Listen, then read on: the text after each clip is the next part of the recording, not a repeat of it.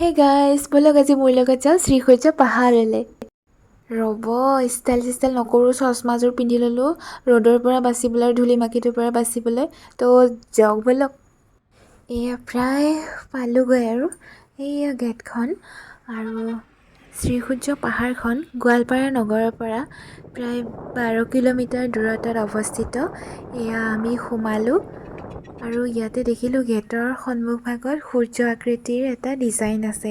আৰু ইয়াত প্ৰায় ৱালত বা গেটতেই হওক বা শিলতে হওক প্ৰায় সূৰ্যৰ ছবি দেখিবলৈ পোৱা যায়। এই দেখিছেনে, গ্ৰিলবোৰ সূৰ্য আকৃতিৰ হয়।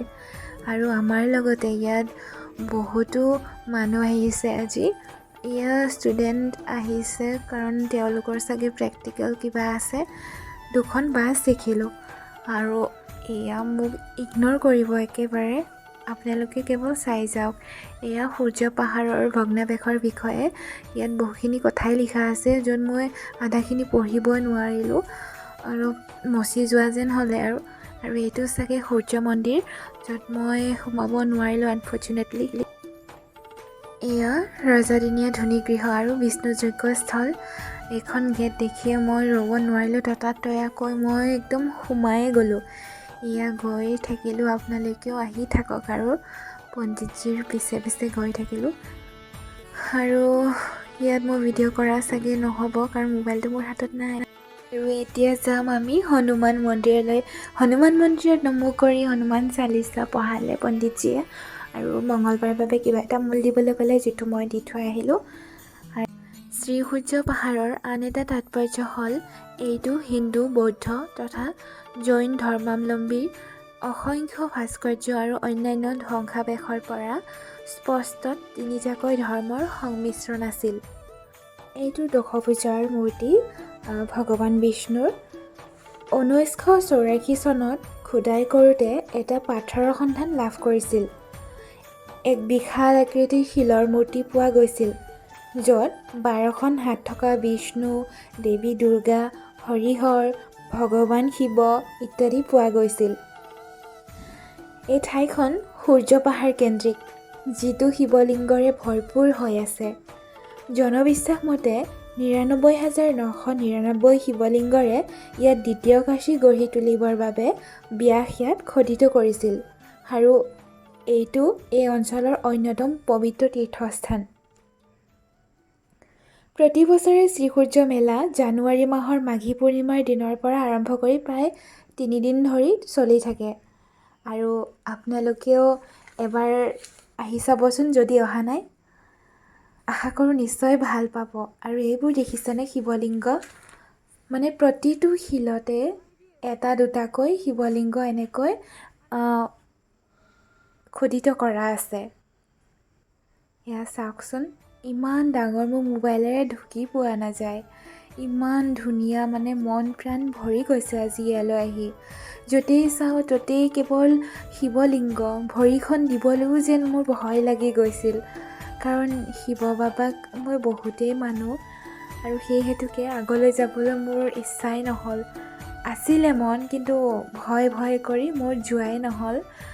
আৰু ইমানবোৰ মোবাইলত কভাৰ কৰিব পৰা তেনেকৈ নাযায়। মই চাগে এসপ্তাহ দেখুৱাই থাকিলেও শেষেই নহ'ব। সেইটোৱে এটা শিৱলিংগ, তাৰ ওচৰলৈ মই যাব পৰা নগ'ল।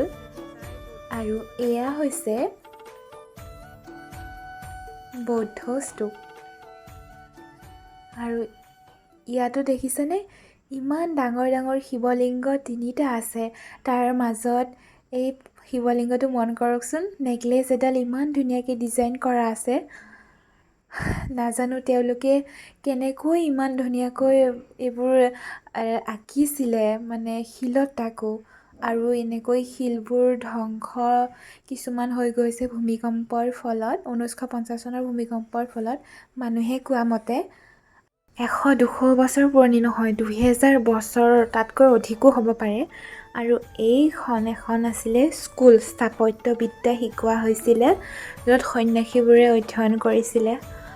আৰু ইয়াত যে শিৱলিংগবোৰ বহুত দেখে শিলত, তাতে মানে ষ্টুডেণ্টবোৰক সেইবোৰ কটা শিকোৱা হৈছিলে। সেইকাৰণে ইয়াত যথেষ্ট পৰিমাণে শিৱলিংগ থকা বুলি লোকবিশ্বাস আছে। আৰু এইখন এখন ষ্টেজ আছিলে, য'ত ষ্টেজত চাগে কিবাকিবি আৰু ষ্টেজততো কি হয় জানে আৰু স্কুলৰ এইখন, আৰু ফ্ৰীতে পানীত পালোঁ, হাতখনে ধুই ল'লোঁ। আৰু ইয়াত ব'টিং কৰিব নোৱাৰোঁ দিয়ক, কাৰণ ব'টিং কৰিব যোৱা নাই নহয়, নমো কৰিবলৈহে গৈছোঁ। ৯৯,৯৯৯টা শিৱলিংগ দেখুওৱাটো সহজ কথা নহয়। এইটো এটা ঐতিহাসিক পুৰণি পুখুৰী আৰু প্ৰাচীন মন্দিৰৰ ভগ্নাৱশেষখিনি মই ভিডিঅ' এটা কৰি থৈছিলোঁ, কিন্তু নহ'ল ছেভ। আৰু এয়া মই ৰ'দত জ্বলি পৰি একদম পেটৰ বিষত গা বেয়া মোৰ, তথাপিতো মন্দিৰ বুলি ক'লে আৰু মোক একোৱে নালাগে। এয়া দুহাত মেলি সাৱটি ল'ব মন গৈছিলে মোৰ গোটেই পাহাৰখন। তো এয়া মোৰ ধেমালি চলি থাকে আৰু। আজি আছোঁ, কাইলৈ নাই। জৈন গুহা, এইটোত সোমাম চাগে গুহাটোত। আৰু এই দুটা শিৱলিংগ অলপ বেলেগ আকৃতিটো একে বাৰু, মানে ছাইডটো বেলেগকৈ বনাইছে। আৰু এইটো এটা পুখুৰী যেন লাগিছে মোৰ। আপোনালোকে কি কয়, পুখুৰী নে? আৰু সেই ছাইডত আছে এটা গণেশ বাবাৰ মূৰ্তি। এইটো দেখিছেনে? মানে ইমান ধুনীয়াকৈ ডিজাইন কৰা, তাকো হাতেৰে, এইবোৰ কটা চটা বস্তু একো নাছিলে, ইমান ধুনীয়াকৈ মেচিন চেচিন নাছিলে তেতিয়াৰ দিনতো এনেকৈ বনাইছে। আৰু এইবোৰ দেখিলে মোৰ সেই যুগত মানে গুচি যাব মন যায়, চাবলৈ যাব মন যায়, কেনেকুৱা আছিল বা তেওঁলোক। আৰু এইটো এটা শিৱলিংগ। সূৰ্য পাহাৰত প্ৰতি বছৰে অসমৰ লগতে ভাৰতবৰ্ষৰ বিভিন্ন প্ৰান্তৰ পৰা পৰ্যটকবোৰ আহে। আনকি ভাৰতবৰ্ষৰ বাহিৰৰ বিদেশী পৰ্যটকবোৰো ইয়াতে ভ্ৰমণ কৰিবলৈ আহে। আৰু তেওঁলোকেও বহুত ভাল পায়গৈ, আৰু আপোনালোকেও বহুত ভাল পাব, যাতে আহিব। আৰু এই গুহাটোত সোমাম বুলি ভাবিছিলোঁ, ওপৰত ইমান জাক মৌ, সোমাব নোৱাৰিম। বাহিৰৰ পৰা অলপ ভিডিঅ' কৰি থ'লোঁ, ভিতৰত চাগে আৰু মূৰ্তি কিছুমান আছিলে, দেখুৱাব ভাগ্য নহ'ল। নেক্সট টাইম গ'লে দেখুৱাম বাৰু। আৰু সেইটো দেখিছেনে, এটা বৃহৎ আকাৰৰ শিৱলিংগ, তাৰ ওপৰৰ পৰা মই যাব নোৱাৰিম আৰু এইখন এখন ৱাল, ৰজাদিনৰে ৱাল নে কি মই নাজানো। দূৰৰ পৰা বিশেষ ইমান এটা ধৰিব পৰা নগ'ল, যিহেতু মোৰ ড্ৰোন নাই। আৰু এতিয়া ঘৰমুৱা হ'ম চাগে, বহুত ভাগৰুৱা অনুভৱ কৰিছিলোঁ।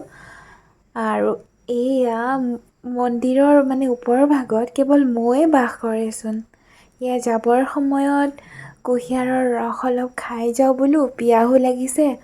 এয়া কুঁহিয়াৰৰ ৰসখিনি ল'লোঁ, আৰু চাগে কিবা অলপ পালে।